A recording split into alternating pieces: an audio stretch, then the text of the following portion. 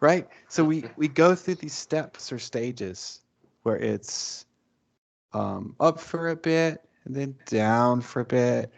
And all along the way, it's more about just, I think, observing what's there, what's going on, and strategizing what works for that time. But Oh yeah. not, but but if I think of it as me as an advanced practitioner, if I start putting that label on myself, it puts expectations on myself. And then I'm back in the, oh, I've got to get back to some earlier state. So I try not to conceptualize it in that way because I don't want to pull myself into that trap of, oh, I've been doing this for 20 years. I've been doing this for 10 years, because that's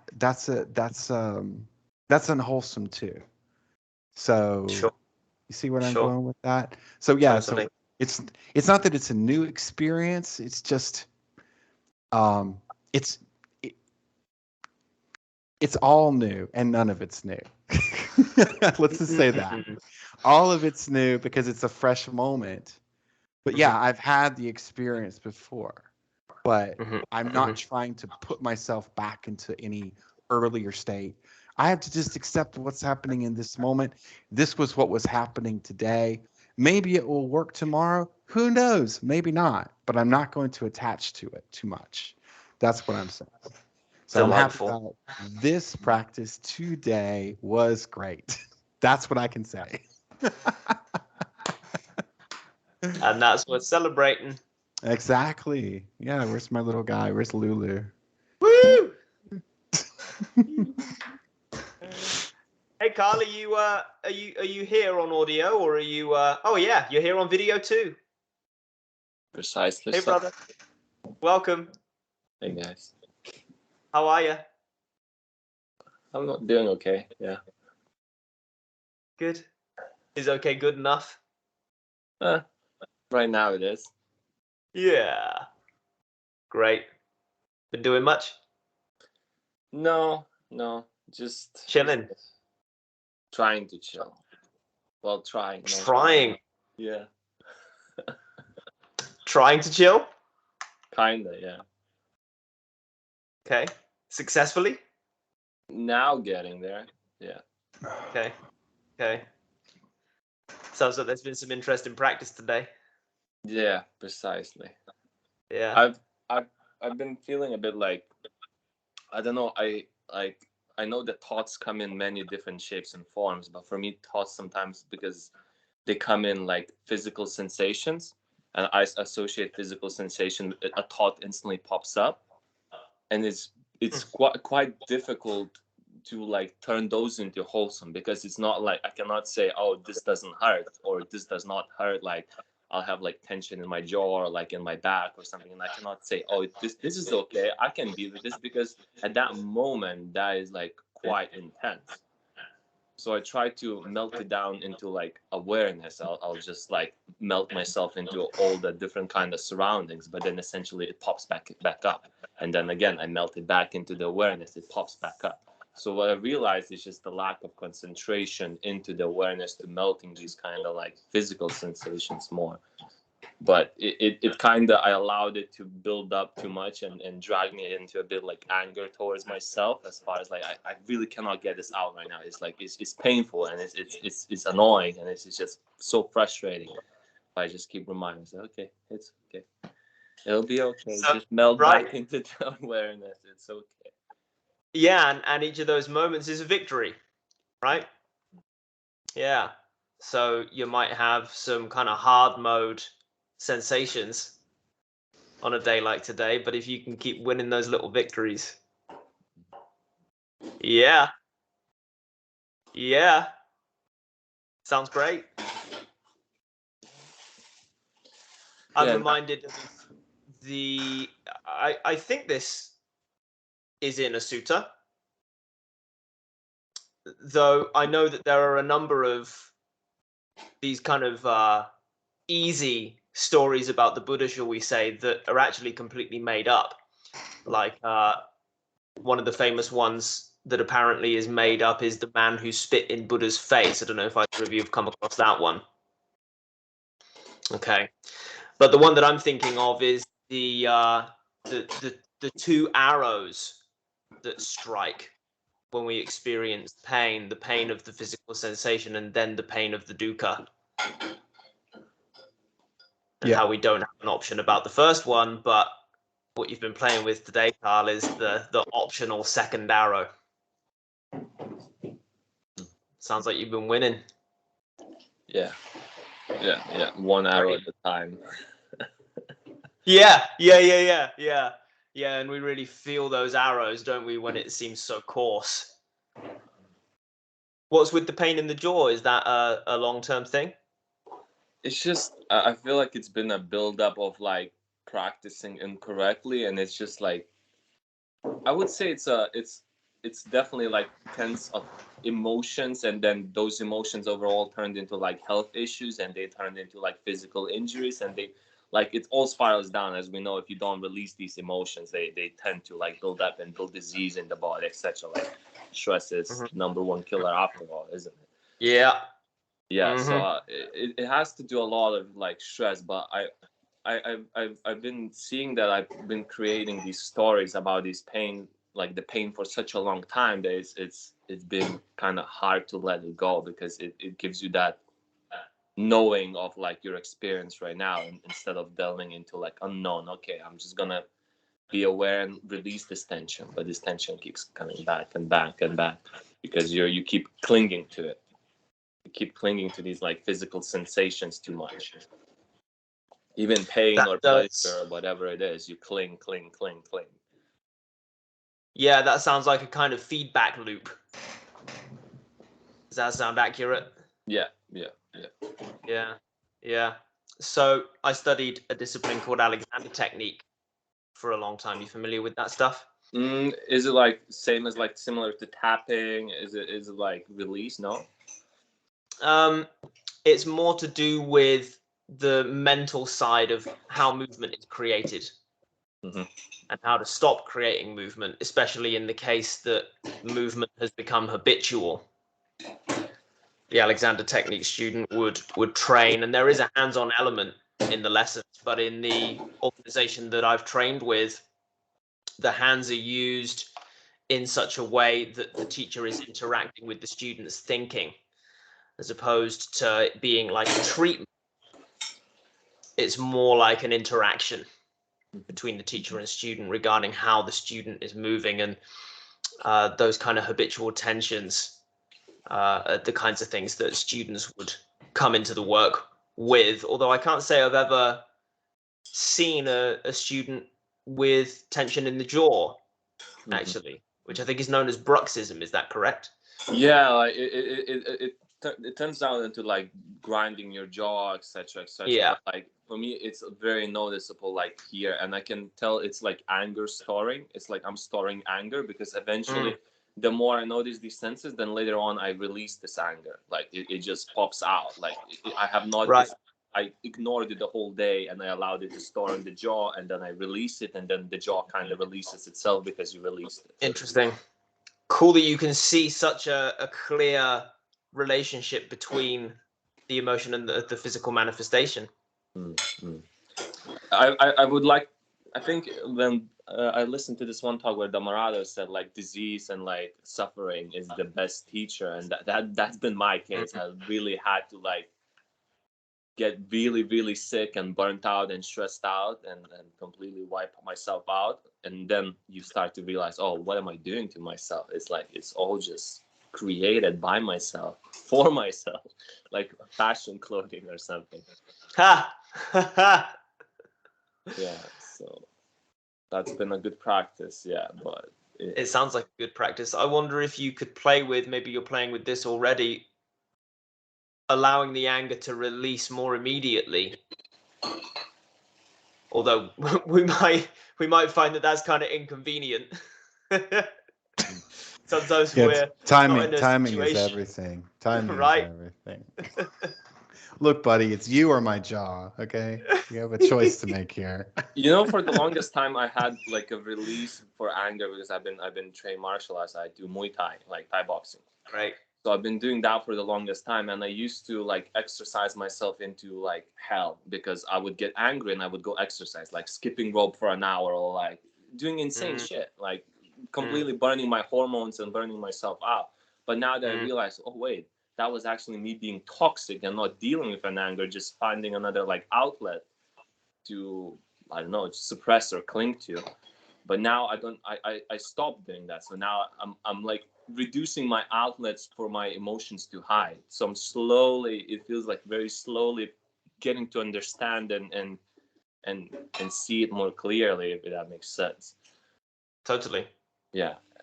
And as I'm seeing it more clearly, like I'm able to see it earlier in the day as it starts to build up. I think it's just like I don't practice. I know what to do. I know the steps. I know everything I need to do. But it's just sometimes the pain gets the best of me. But sometimes I win. But yeah. Yeah, varying degrees of success and failure as we practice. I remember Dhammarato talking about those kind of setups as that you'll close the gap. The gap will get shorter and shorter between the creation of the anger and the noticing of the anger, until once the gap is fully closed, it's rather like he uses the analogy of the bouncer stood at the door of the nightclub. To begin with, the bouncer is having to go into the club to drag out the troublemakers. But then when the bouncer gets really good, he sees the troublemakers at the door, doesn't let them in. Well, that's what I was talking about, but not quite so abrupt. Is more like, oh, here comes the thought. Oh, I accept it, and back out it goes. Right. So it's not like a pushing back. It's more of a circular kind of motion to let them right back out. Yeah. Rick's got the revolving door going. Exactly. The Aiki door. It's the Aiki door. Yeah. Hey, Rulaz. Hey, Rulaz. Well, I can see. Eating, brother. Sometimes I can something tasty. I just wanted to say, sometimes I can, what Rick mentioned, so I can see the thoughts, but with like sensations, it's a bit different. Sometimes I will not see the sensation, because I know sensation, feeling a sensation is just another thought, but we'll ignore it sometimes. We'll be like, oh, it's a pain, and you'll be like, oh, just ignore it. But that might have been implanted by a thought previously, like the thought that triggered that sensation. So it feels like it's just a lack of concentration, because with certain thoughts, like, really fast, like I don't even let them in, I don't even let them fly, I don't even let them close to me. But particularly like bodily sensation, it requires, I feel like, even like higher reaction time, like you need to get more snappy with it. Could be, and I think if it's something that's familiar as well, it sounds like this is definitely something at the habitual level, right?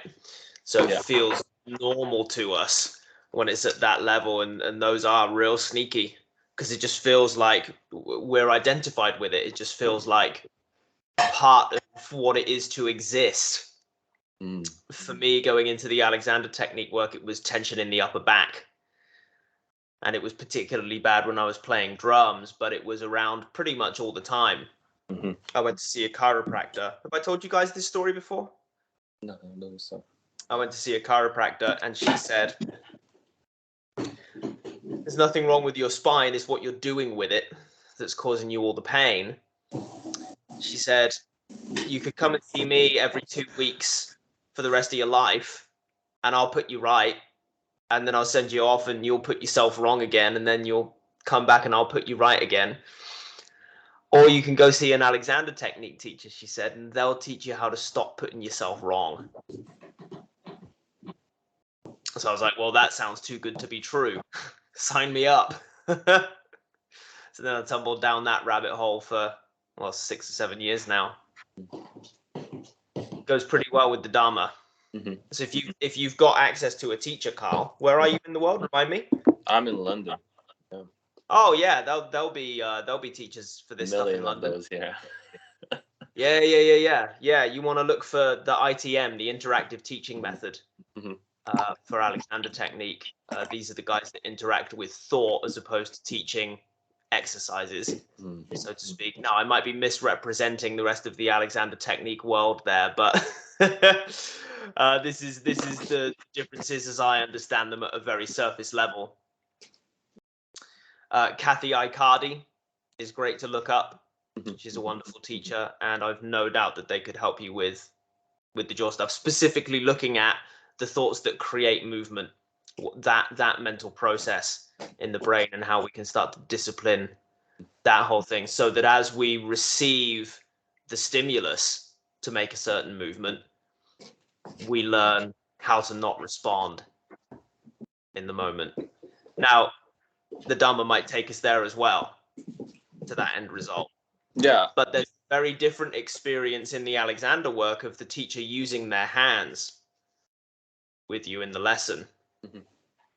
And because they're not you, they're not subject to all of the habituation that we fall prey to. They just see your movements as any other, right? So it can be really helpful. You know, that's some excellent advice from your chiropractor. But Yeah. instead of saying back, let's substitute it with mind. There's nothing wrong with your mind. It's only what you're doing with it. Sounds naughty. Yeah. Yeah, it could go either way. Yeah. Very good. Rilaz likes that one. I like how I realized this picture is like he's like got his hand like like he's about to say something in his picture. I don't see it. You don't see his picture? I've just got a nice background for Rilaz and his initials. Oh no, I see his picture. It's funny. It's a funny frozen moment. Like Okay.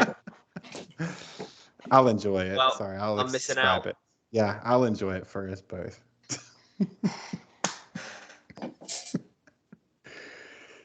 Yeah. How about you, Dan? How are things? Things are good. Things Yeah? are really good. Yeah. I spent most of today assembling some basic gym equipment in my new garage. Mhm. Got some space to do some exercise down there. Yeah, both Debbie and I are keen to get in shape for the wedding in January.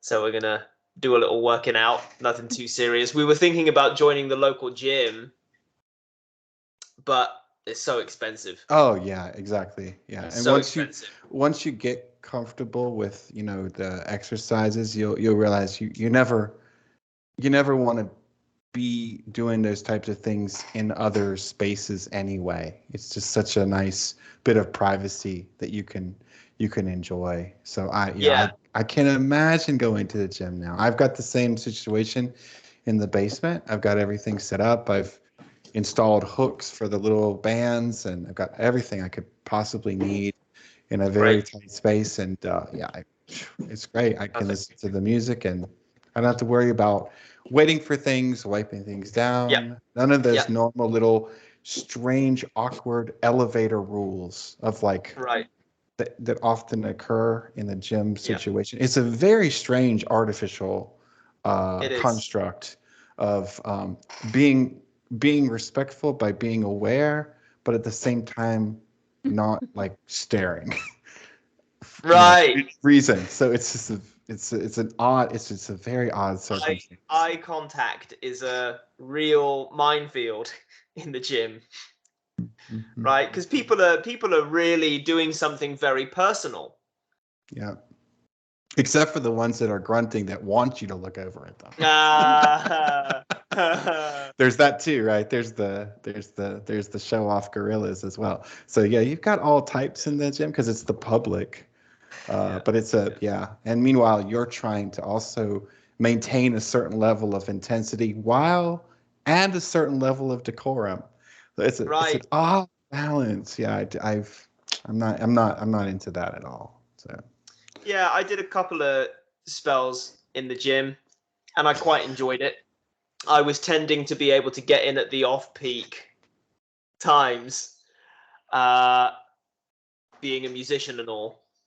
So while everyone else was in the office, I was there in the gym while it was nice and quiet. I'm sorry, I can't get over your language. Like I did a couple of spells. Like you went into the gym. Definitely no spells. Damn, that will. Yeah. Seth knows the spells. Keep your wands in your locker. Okay, that's the bottom. That's the bottom Keep your line. wands in your pants. In your respective pants. A couple of spells. I'm gonna write this down. Anyway, meaning taken. So yes, we have both enjoyed exercise at various times, but lockdown was a easy moment to forget about exercise. Yeah, So it's a perfect excuse. No, I'm doing it for you guys. I'm not exercising for everybody. Not because I'm lazy, but because I'm trying to be careful.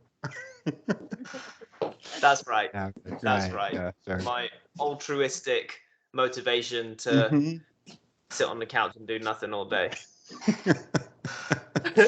This is for all of you out there. I don't want you sick. Yeah, I know it. Is that Debbie beside you giggling around? Hey, Debbie. It is Debbie besides me giggling at your jokes, yes. Hello. How are you guys? Oh, great. Yep. Enjoying Have you met Carl before, baby? I've seen him, but not met him, I think. Carl, you're famous. Not met. Nice. Nice to meet you. Hey, Debbie. Carl, this is my lovely wife. Oh. Who he was thinking of divorcing in the last call, weren't you? That was you that said that. Always keeping my options open. Instigated. What with the animals? Manipulated. We got to keep our options open, right, guys? No dinner for you tonight. This is a Dhamma call. We're about freedom here. Freedom and spells. Yep. Where's Ryan? Yeah, we're missing him tonight, aren't we? Yeah. Good brother Ryan. Might well be working on some spells as we speak. But what's the confusion between, like, you brought the gym and like how people don't want to work out, and sometimes, like, if you get too much into Dhamma, you've been like, oh, I don't need to do anything. I can just chill and be happy. I think there's a trap in there as well, right? Like, it's a huge trap. Huge trap. It's a wisdom gap, isn't it? Right. That's a great way of explaining it. Yeah, that's a nice little tidy label for it. I was just speaking to Robert on this yesterday on the phone, and it appears to be a very common thing that practitioners at some stage will get into that funk of, I'm good as I am, why do anything? But I remember a way that Ramdas dealt with that with someone who asked him a question one time, and he said, so don't do anything. Just stop. Eventually you'll have to get up and go to the toilet. Then you'll probably eat something, and now you're doing stuff. So I think it's another level of abstraction when we realize, hey, I don't have to do anything to be satisfied. The pendulum swings a little bit too far. Okay, well, I'll just stop doing things altogether then. Yeah, that's like justification, isn't it? Like, I like that. I like that face, Dan, of like, this is you not doing anything. I don't have to do nothing. I don't have to do anything. Like a frog on a path. Doing nothing can be harder than actually doing something, though. Well, it depends what we mean when we say nothing, doesn't it? Like, because really nothing, we can't actually get to nothing until we're dead, right? There's always something going on. Hence, we see that actually that idea that we might even be able to do nothing is kind of bogus. Mm-hmm. We might turn into a jhana junkie for a while. That's okay. Perfectly wholesome. Maybe we'll get stuck in that for an entire lifetime. Okay. I mean, we could be doing much worse things. We could be casting spells at the gym. We could be casting spells at the gym, Rick. And that's just way more fun. It is way more fun. Now I'm glad that we have converted our garage into a gym. I'm just I want to know what you guys practice. are going to be cooking up in there. I'm just using that for practice, and then I'm going to charge down. The local gym is actually very, very close to us, so I could just run down there in my shorts with my 2 wands out. Oh no, I don't want anybody to be traumatized by that. They'll all be burned to a crisp. They won't have time to react because I'll have perfected my spellcraft in the garage. On that point about not the spell part, but the gym part, I find that the repetition of the exercises lends itself quite nicely to a semi-quasi meditative state. Oh, because, yeah. It actually seems a bit boring, right? It's one of the things that's like, oh, okay, I want to rush through these repetitions because I want to get done with it. Like, this is like, it's like any other really mundane activity that you're doing for your betterment, but it's not really fun to do. But that's the moment to go, wait a second, like really feel that muscle contract correctly, really feel the extension of it or whatever it is that you happen to be doing. And then it's like you zap back into the present moment. It's another good excuse to meditate. Yeah. Like you need I one. always find it interesting to just watch what my brain comes up with during that moment, because so much of it is to get out of that, stressful physical activity. Like I'll start counting faster, or I would hyper focus on a particular area of the muscle that's like tensed or is feeling the burn. And it's just so funny. I end up laughing half the time. That doesn't sound insane at all. That doesn't sound. How often during a plank does Mississippi become Mississippi? See, that's another reason to stay away from the gym, Debbie. You don't want to be laughing maniacally in the corner while you're doing your repetitions. It's like, okay. Yeah. It'll keep the pervs away. That's true. Yeah. What's so funny? This repetition is hilarious. Yes. Yeah, I remember the last time I was in the gym, it really became a meditation on resistance. Yeah, the whole thing is resistance. Yeah. Mm-hmm. Right. In terms of the physical, the literal act of pushing a heavy thing away from your body, and then also any of those urges to stop or not do that last rep. Or go faster, like the mind really recoils at this. Looking at form is really interesting, right? The temptation to break form and recruit some other muscle to do the job, even though it's not the best one for the job. Come on, guys, help us out. The team effort. Okay, back to the chiropractor.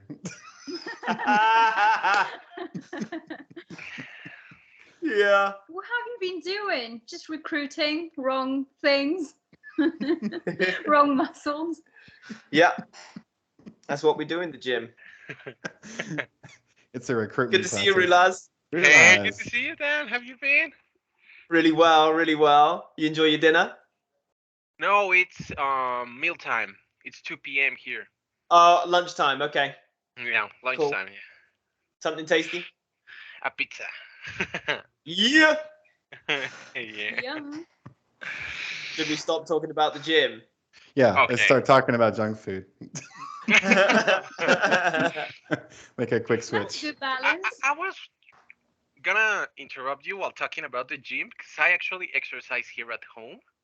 Right. I don't like to go to the gym because in like the time I take to walk from here to the gym, motivation is gone. Like it's gone. Oh wow. Okay. Uh-huh. And it's really lost. So I really just exercise here, but right. 2 weeks ago I started going to the gymnastics.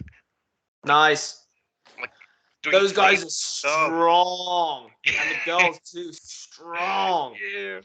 I the first thing the coach said was, you don't stretch, do you? And I'm like, okay, like I do my best to stretch. And so I wasn't able to pull my arms up here. I was just like here, Uh-huh. and Oh wow. like Okay. real stiff neck and Yeah, back. yeah. So now it's already like back Okay, is that's already it. like Yeah. and Damn. That's yeah. Wow. it's really cool. It's really amazing. You've been working on it. Yeah. Monday I tried to do a mortal flip up to the front, but I didn't told anyone. I thought I told them, but I didn't. So I just ran. I jumped in the tumbling. I don't Oh, know how the to call Like it. the springboard thing. trampoline, the little Yeah, the trampoline. Yeah. trampoline. And I go like, and well, apparently I didn't know. I didn't tell them I was gonna try it. So everyone like shit their pants. Like everyone. I was like, oh my god, I'm sorry. Because right before I tried, I was like, okay, if I fall bad, like if I break my neck, if I die, like I'm not gonna be the one who's traumatized by watching that. Like, so I'm gonna be suffering by it. So yeah, I'm gonna do it. So, Yeah, that I sounds like a tried it. reasonable cost-benefit analysis. Yeah. Let someone else deal with my broken body. Whatever. Yeah. Well, yeah, so I did it. Well, yeah, I was told to let them know when I would try stuff like that. It's fun. It's really fun. So Did you land it? No, No, not at no, all. I hurt my back. But neither did you break your neck. No, I didn't break my neck. So now What's I'm the dealing with my back pain. realize what's the name? What's the name of that technique that you tried? What's the name of that movement? What's Mortal it? flip, front flip. Mortal flip. Everybody, you see the gravity of this? It's called a mortal flip, as in it's death defying. I like it. Yeah, but it was fun. Like I, the feeling when I was in the air, it was really nice. It was really How nice. many times did you tumble? I went, let's say I jumped here and just I was this Almost, close. almost I- one. Almost. Yeah. How many times? Almost one time. 0.75 times, Dan. Whatever 70% fraction. was okay with. Some people record it. Like it's really like I see the faces of everyone else, and they really go like, "Oh my god!" And well, I see it, and like, well, it wasn't so bad. Like, why would they think I was gonna die? The numbers on the scorecards were just not as high as you expected. 1.75. But yeah, that's what I do. Sounds like a lot of fun. Yeah. Yeah, and it's really good exercise for my core. Like all of this. Wow. Mhm. That's a lot of muscles recruited there. Ah, Yeah, the rings is really hard, right? I don't know if you've been on the rings. no, I haven't. Even trying to do like real simple stuff on those rings is impossible, right? And until you try yourself, you don't necessarily think about it. Like we all see the gymnasts on the Olympics, right, as kids. Everyone's seen them do that stuff and they make it look easy, right? Yeah. And then you hold on to a pair of those rings for the first time, you're like, damn. You know, these rings can be really hard. They don't have to be, but they can. Hey, Doug. Good evening, guys. Hey, How Doc. you doing, Hey, brother? BJ. Hey, BJ. Hello. Hey, welcome both. How are you? Well, right now. Yeah. Great. And that's all we need, isn't it, brother? Mm-hmm. Love it. Love it. How was your afternoon, Doug? Yeah, it was all right. I got to enjoy the lovely weather a little. I walked Good. Nora to the train station Great. and then walked back. And been Great. settling into being alone, like for Uh-huh. the first time in weeks, like with the knowledge that it's not somebody coming home later in a few hours. Uh-huh. Uh-huh. Uh-huh. Aw. Where's Nora going? She's headed to her mom's place over Easter right now. I see. Aw. And I was supposed to go to my parents' place today as well, or I was planning on it, but somehow this morning I woke up and I was like, man, I can't go from one social situation that is at least sometimes quite emotionally challenging to the next without taking a little break. I see, of course. Always good to hit the pause button. Yeah. Yeah. And then again, now that I've been like alone for a while, now it's better, but a while earlier I was hit with quite some anxiety. Was that after we spoke, Doug? Yes. Okay. How'd Like you handle it? when I really like kind of started getting into it again, that I was like, oh shit, man, now I'm really just on my own for a while. Mm-hmm. And I got hit with some anxiety. How did you handle it? All right. I think I felt through some of it, and then suddenly it kind of flipped when I dared to look at it a little. It kind of flipped into more the opposite of feeling like closer to the whole experience than before, and that made it more comforting and more home. I was more authentically with my own being then, which brought about a quite nice sensation for a while. Amazing. Great. I'm missing my party blower. Happens. Well, It's got a I might know. substitute. I might know where it is actually. Oh my. I've got Lulu. Lulu can help make a celebration. Nice. Thanks, Luke. I like Lulu. She's silent. I like her. Lulu can make this little. She makes the little sparkles too. Ooh. Isn't it nice? She's into raving, is she? And those show her again. Those pupils say she's dropped some good MDMA too. She lives in the rave. Yep. She's got the dilated pupils as well. Yeah, I have to keep her calm at night, you know, because I'll be in the office and I'll do do. I'm trying to sleep, you know. It's like, Lulu, stop it. Party's over. Yeah. No brakes on the party Sleeping train. pills. Sorry, Doug? No brakes on the party train. Every Yeah, night. we can't keep up with her. No, she's just too good. Yeah. Oh, my students love her. My students love this one. Every time I Yeah. play, she's like, ah. And they're adults, remember. They're all adults there. Ah. Adults can love Lulu. Adults do love Lulu. Yeah. Absolutely. Adults love Lulu. What's been happening with you, DJ?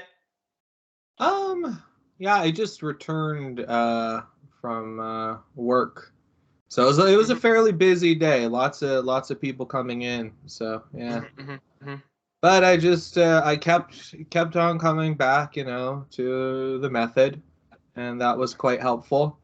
And once again, when you look at the past, this is why I specified right now, it is a mix, you know, it's a mixed bag if you go into it in that sort of time-oriented thing, right? So there's a lot of successes, you know, but again, there's going to be things that just come, emotions will come. And so it's just also, it was really helpful because on the ride back, like there was still, I mean, part of it was like, oh yeah, you know, I could have this thought like, oh, I want to make it so I can get back and hop on the call and all that stuff. And so I could notice weirdly enough, the craving coming up for that. So I would just kind of see it. But then I could see also like, oh, there would be, you know, yeah, some like irritation or whatever, like coming in. But then I would like, hone into it, and I would just be like, it's okay, I'm gonna take good care of you. And I remember that, and then just coming back to like stilling and coming, back down and just like, boop. And then I was just like, yeah, don't worry, be happy, and just like kept on rolling, But that's the thing, right? So it arises in terms of that sort of thing, and it ceases. But then it's also like taking it like non-personally as well when one remembers, like, okay, this is just something which comes in and goes. And so, just returning, like, yeah. Sounds So, great, yeah. brother. Nailing it.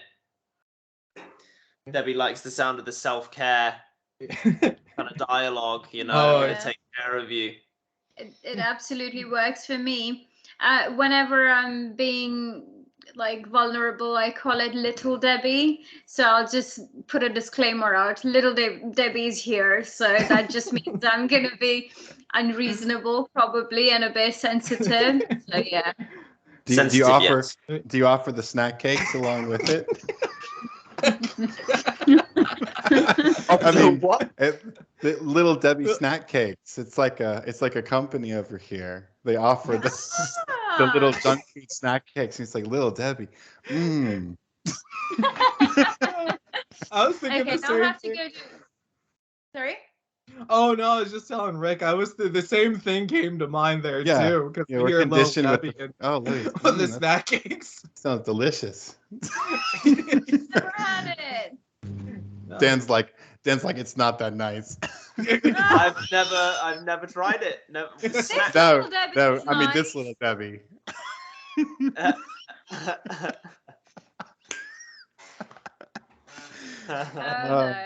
I'm done. For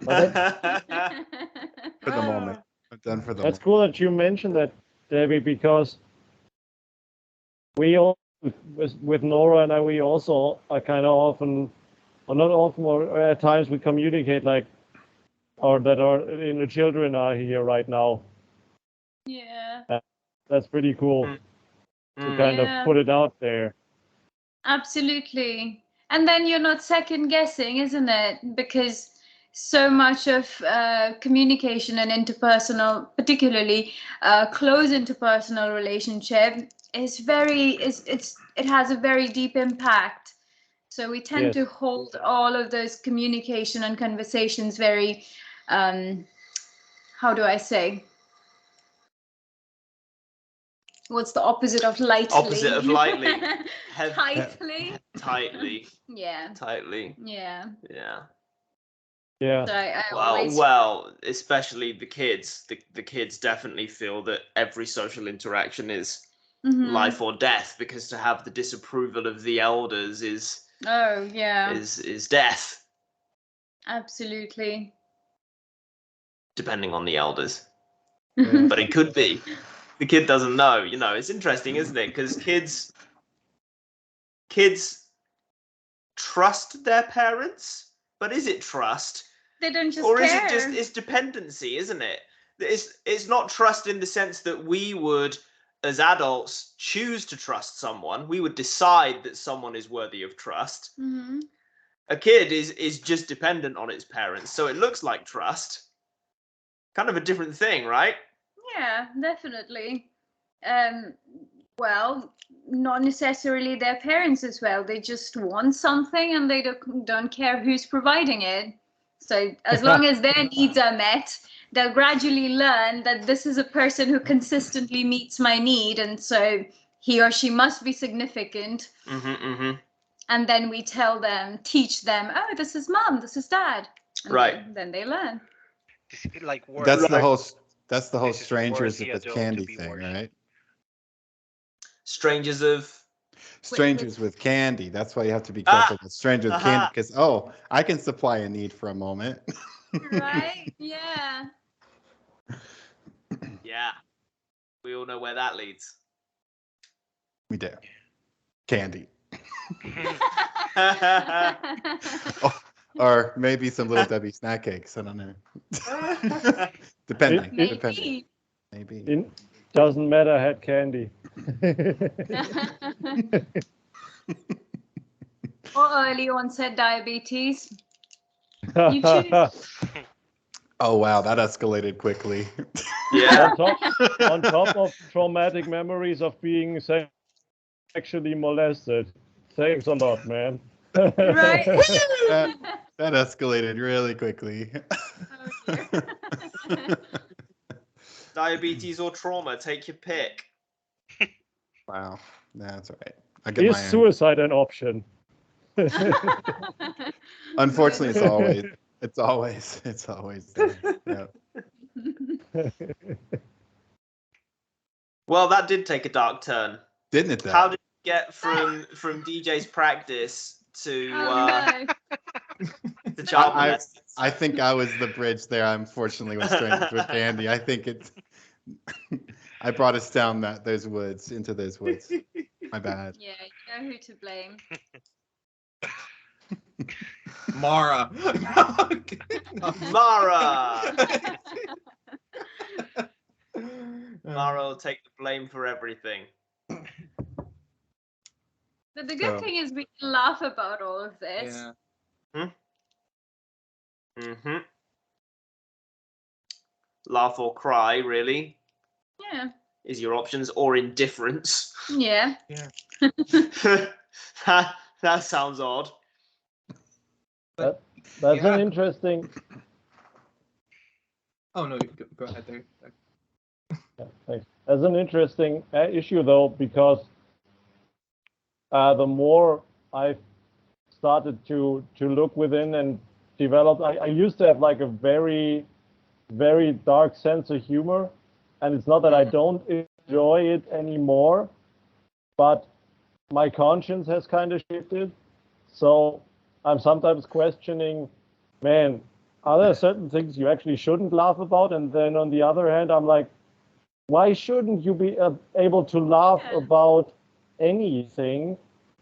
I always try to go with the category of, is there a certain kind of really unnecessary cruelty in it? Because it can be quite cruel, such kind of humor.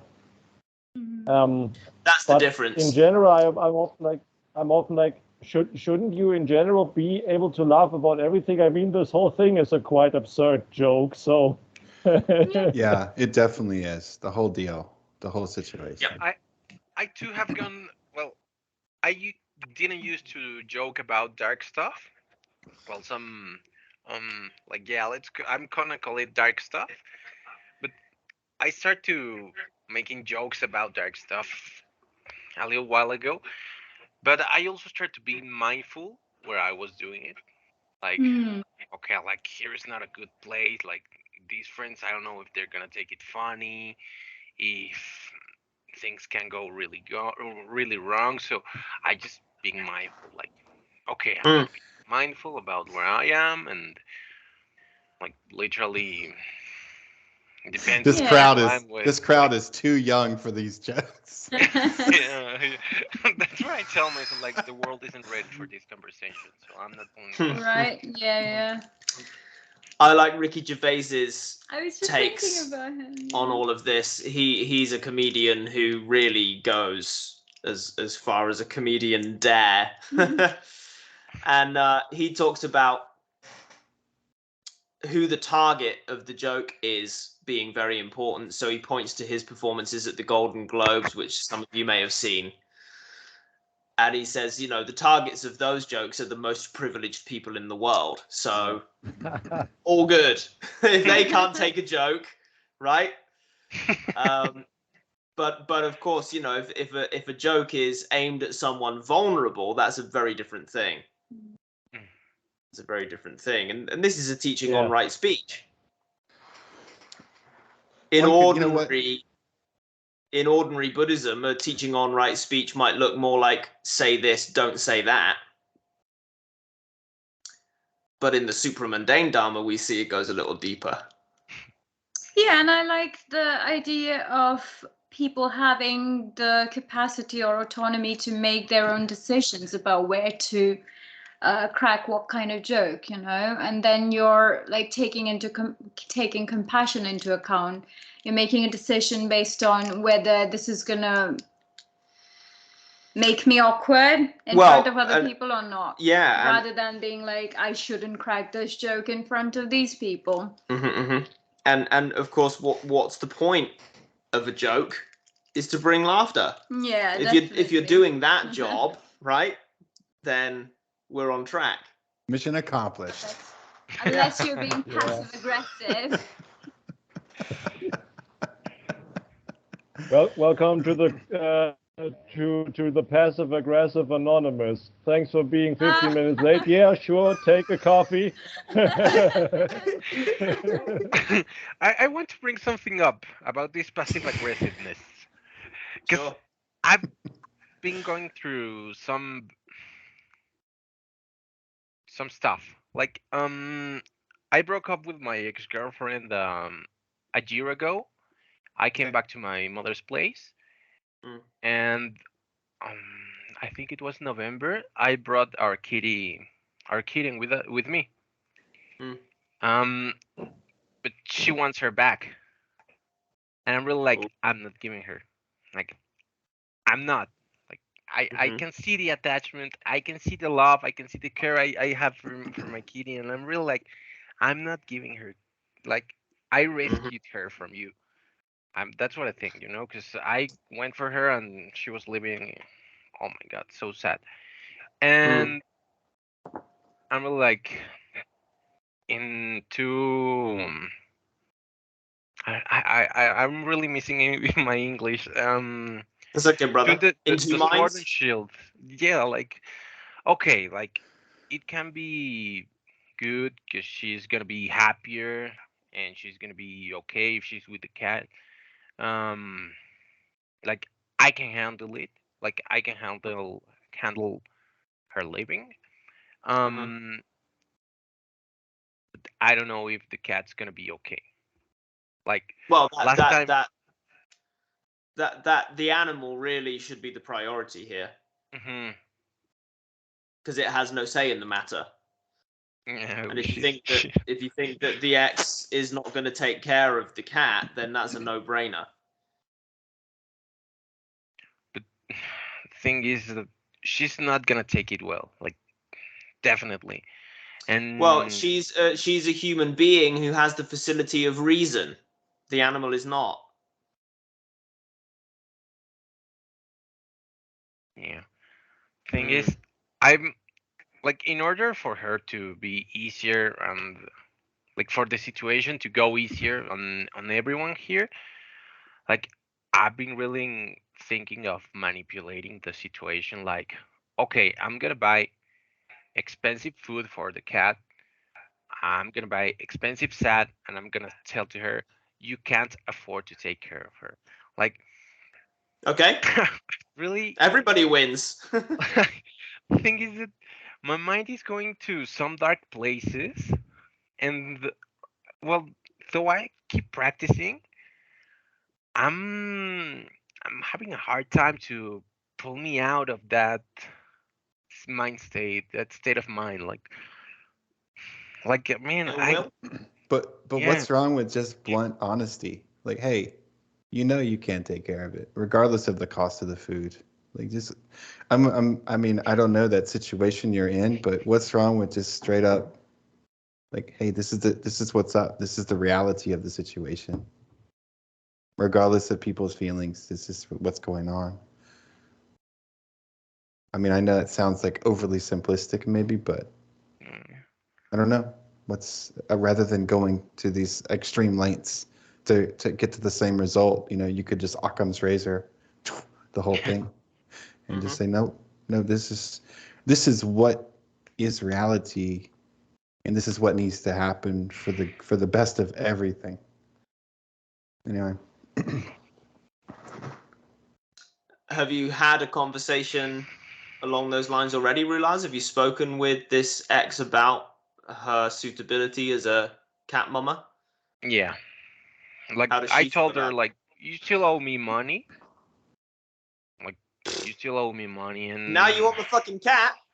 Yeah, and it's like she disappears. Like, you should give me a cat.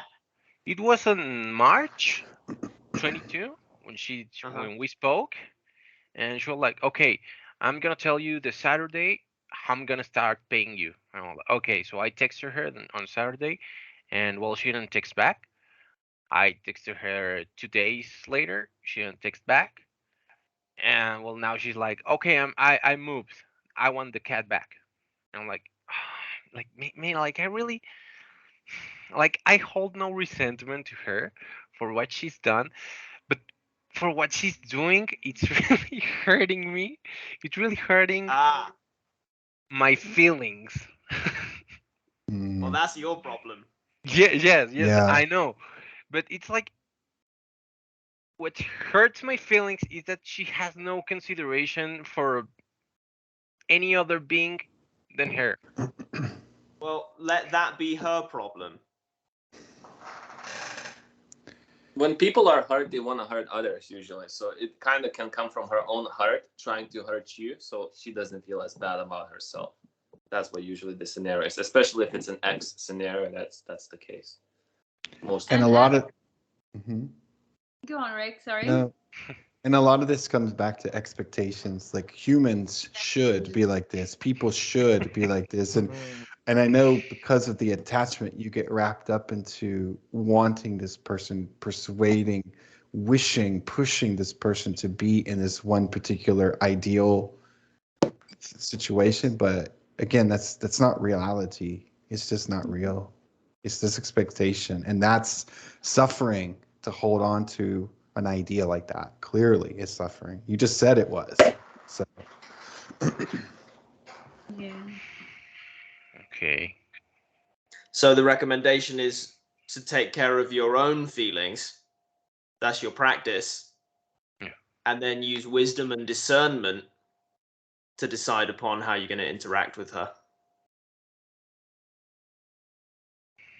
Okay. And as for vulnerable animals in the mix, well, their welfare, if we're behaving nobly, will come before our emotions. But that's good news for you, brother, because it sounds as though you're the one who's in a better position to take care of the cat, so you don't have to give her up. Yeah. Now, if the ex-girlfriend is upset by that, well, that's further proof of her lack of suitability to take care of a pet. Okay. You look like a man who feels he has some difficult conversations to have.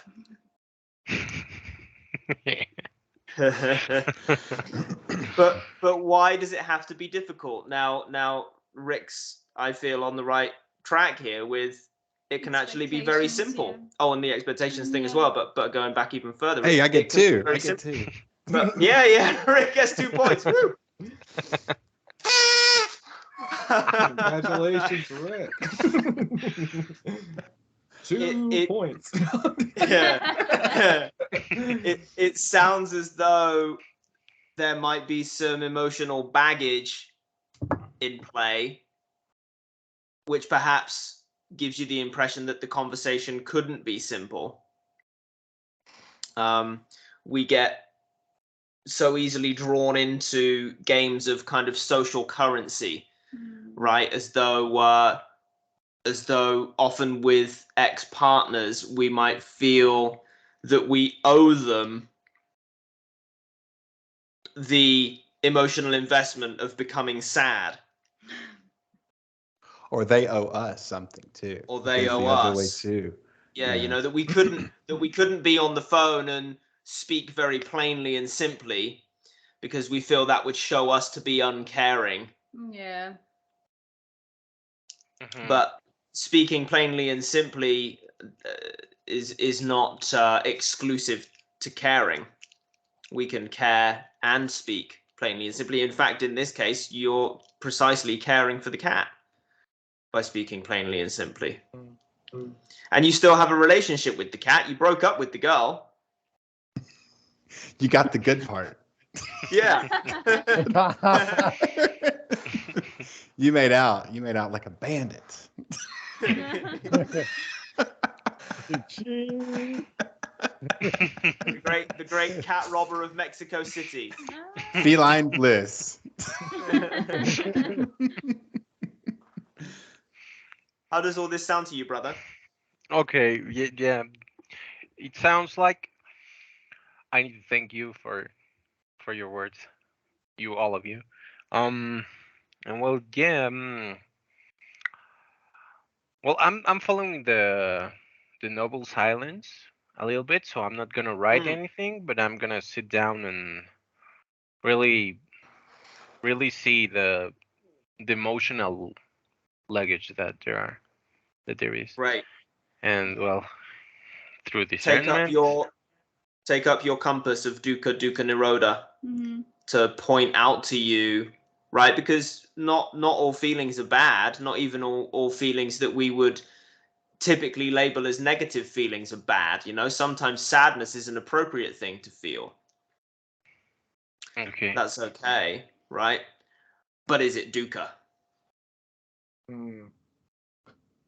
Is it dukkha? And if it's dukkha, no time for that. Also, these kind of significant events or experiences show us what kind of work needs to be done about ourselves or in our spiritual development. So it's a good thing in a way. Mm-hmm.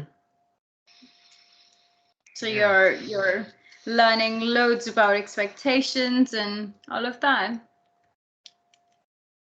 And building character. Yes. Character. Not that you need any more building. You're pretty much a character with us anyway. Doing what needs to be done. But yeah, going back a bit to like some of that self-care, language as well, with like I'm going to like take care of you when it comes to, emotions, especially if they're like of the agitation or frustration or something, might sometimes is very like useful for when those, feelings, come up, because I find myself alternating between like the aha, I kind of see you and I'm going to take good care of you. Like sometimes it seems more appropriate to use the one or the other.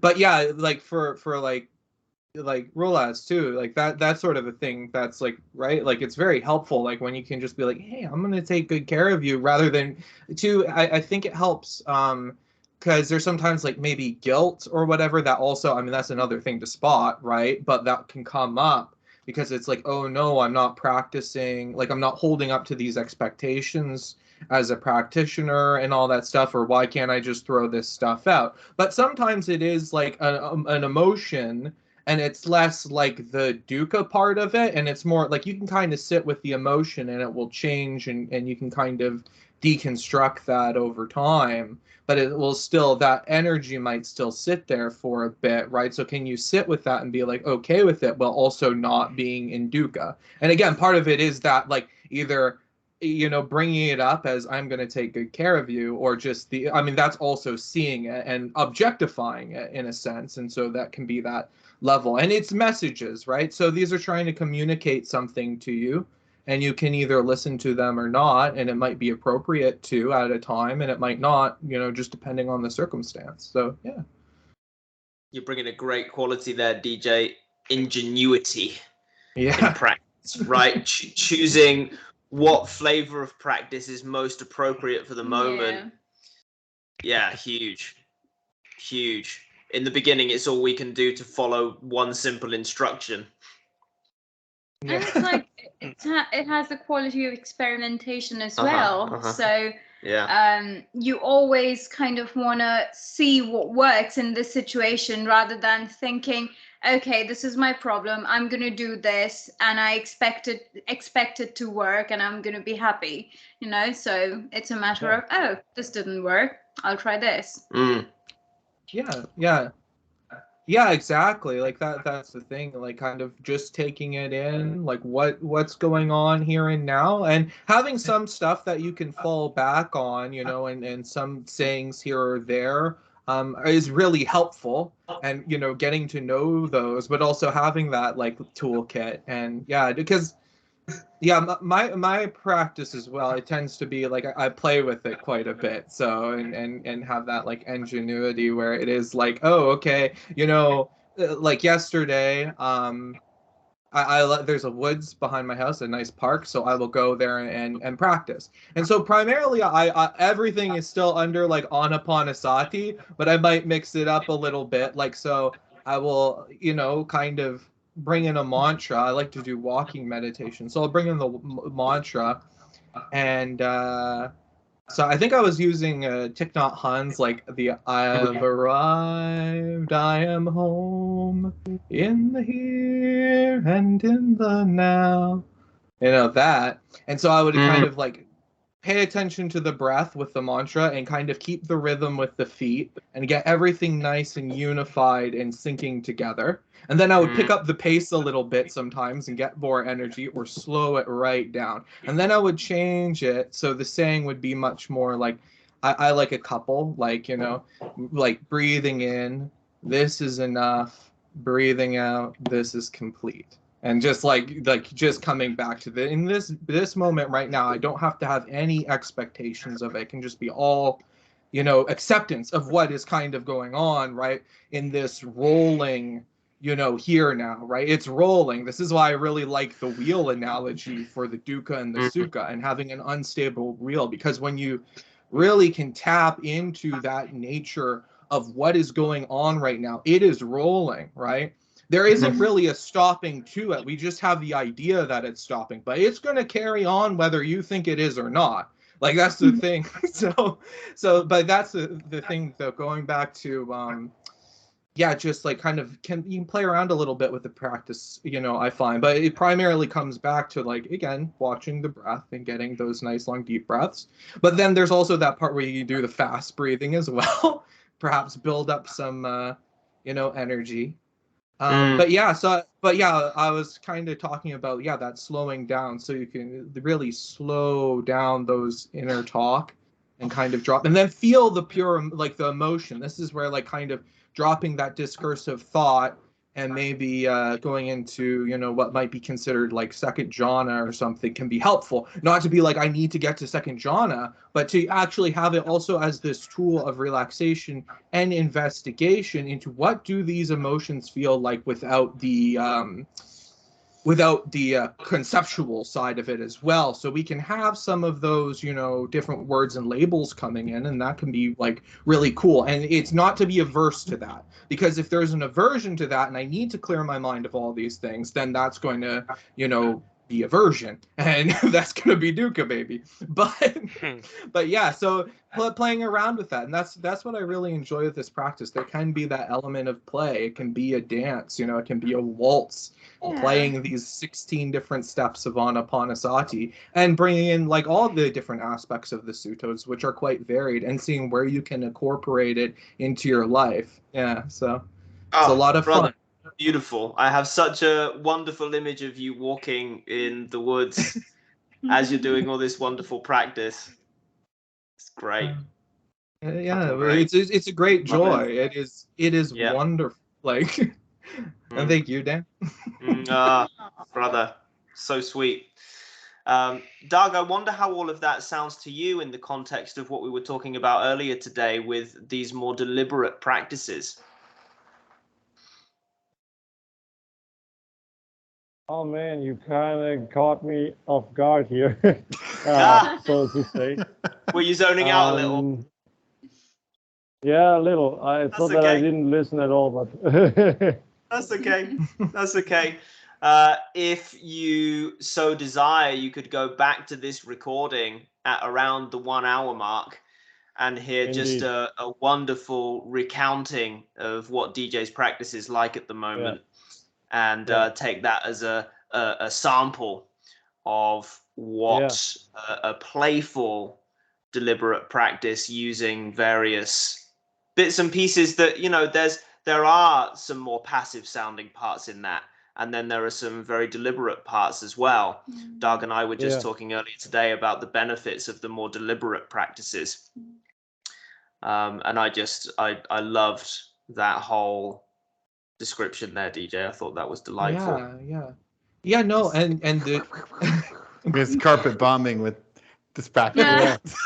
Mic drop. Covering a huge area.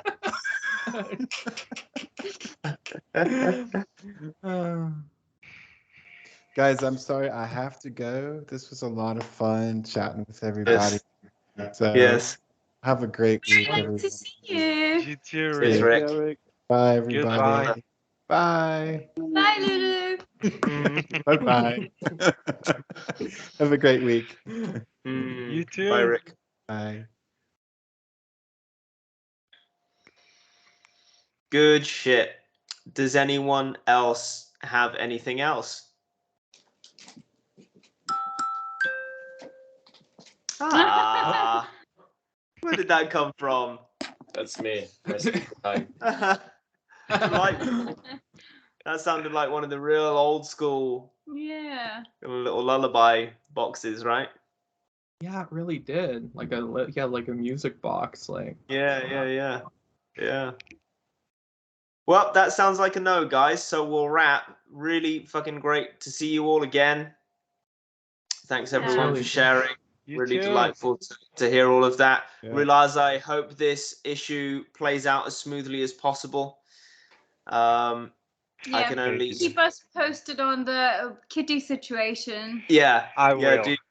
Do keep us posted, and pop up in the group anytime if you want to speak to someone midweek. I mean, there's all kinds of conversations going on all the time, brother. So don't feel that you have I to wait will. for the group call. I Okay. will, don't worry. Oh yeah, there was something in that I wanted to mention, and this might go out a little bit more to whoever might be, watching this, is the Discord server that is starting to get more, action. So there is actually a Discord server, and you check it down in the link, and Yes. we have conversations Yeah. every so often. Yeah. So they're building a community there as well. Yeah. That's nice. And Discord works great, doesn't it, for just hopping on, hopping in and out. There's a voice channel, isn't there, that just remains open. Yeah, so we'll Really? absolutely include the link in the video description. Okay. Yeah. Sounds nice. Good. Dharma all round. Om nom nom nom nom. Very Alright, nice to guys. see you guys. Mm. I hope you have a good rest of the week. Bye, guys. Did you guys You too. Did you guys get your India trip over without any hassle? Oh, we haven't been together to India. I went there by myself. All right. It was nice, but well, I saw my parents after 3 years, and I came back and I told Dan, dealing with parents just reminded me how much more of mindfulness work I have to do. So, Oh boy. so yeah, it was very insightful. Yeah. But I loved it. Yeah. But what part of So India the do your practice parents live in? continues. Sorry, Doc? What part of India do your parents live in? They live in a city called Kolkata. I don't know if you've heard. Okay. In West Bengal. Yeah, I've heard about it. Ah, okay. Okay. It's just next to Bangladesh. Okay. Yeah. So my parents live there. I've lived there for I don't know how long, 23, 4 years. Yeah. It's good to be back home after such a long time. All right. Yeah. Yeah, that sounds wonderful. Sure is. I can't wait to visit. January. Yeah. January. You missed out. Big Indian wedding in January. Yes. Okay, guys. Great to see you all. Great to see Catch you. you again this time Likewise. next week, if not before. Bye, guys. Bye. Goodbye.